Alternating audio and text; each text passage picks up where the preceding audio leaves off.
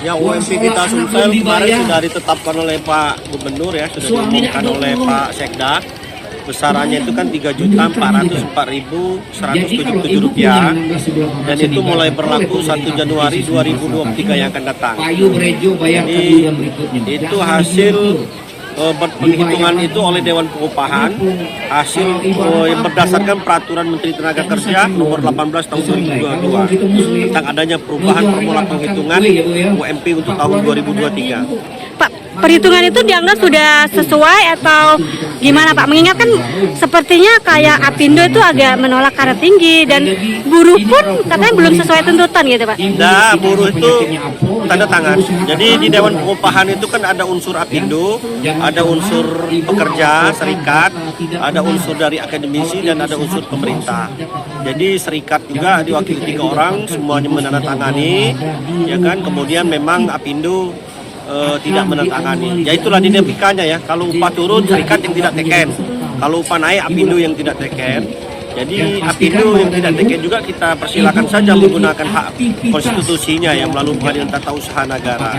Dan itu penghitungan kita itu dasar hukumnya adalah Permenaker Nomor 18 Tahun 2022. Jadi inflasi dan pertumbuhan ekonomi. Jadi penggalian. Kalau PP 36 itu kan inflasi saja, antara pertumbuhan ekonomi dan inflasi itu angka yang tertinggi yang diambil. Itu kan oleh Peraturan Menteri Tenaga Kerja. Pak, itu hitungannya baru tahun ini Pak ya, yang ini Pak ya? Apa yang 36 itu komponennya? Ya, kalau dulu kan kita kan berdasarkan PP 78 ya. PP 78, kemudian setelah ada Undang-Undang Omnibus Law kita berdasarkan PP 36. Nah, kemarin diubah lagi, ada peraturan, bukan diubah sih, ada turunan Peraturan Menteri Permenaker Nomor 18. Jadi ada rumusan atau formula baru penghitungan. Jadi untuk tahun 2023 itu sumbangsi naik 8,24%. 26. Bukan 26 ya. Pak, setelah diskor 2 kali, itu tidak hadir juga, ya forum kan lebih dari 50% plus 1 kita lanjut. Diundang, mereka tidak datang kan. Nah, kemudian serikat ada 3 orang unsur serikat di dalam Dewan Pengupahan semua tanda tangan. Kan gitu kan? Berarti sebenarnya buruh sudah setuju? Ya, kalau ada perwakilannya kan di situ ada perwakilannya. Dewan Pengupahan itu kan unsurnya salah satu oleh serikat pekerja kan, dan dia tanda tangan di situ. Ya, Bapak dan Ibu. Nah, kalau Indonesia Preview terhadap Permenaker Nomor 18 ya, ya silakan saja, itu hak konstitusi yang dimiliki oleh itu kan. Negara kita juga negara hukum, silakan gunakan saja hak itu kan. Nanti kita patuh terhadap itu. oke, ini kan penerapannya tinggal 1 bulan lagi. Prosesnya 1 Januari berlaku.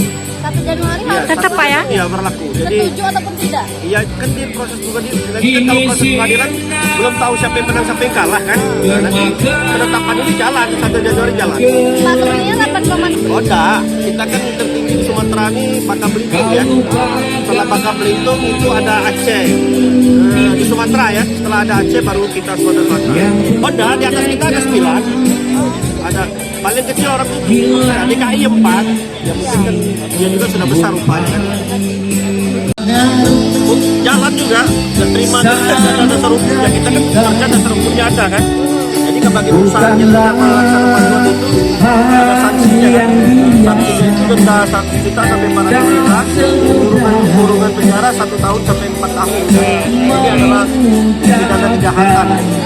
Pengawasannya sendiri seperti apa Pak? Nunggu ada laporan atau kita? Nanti kan pengawas kita itu setiap 1 bulan adalah melakukan pengawasan ya tentang perusahaan.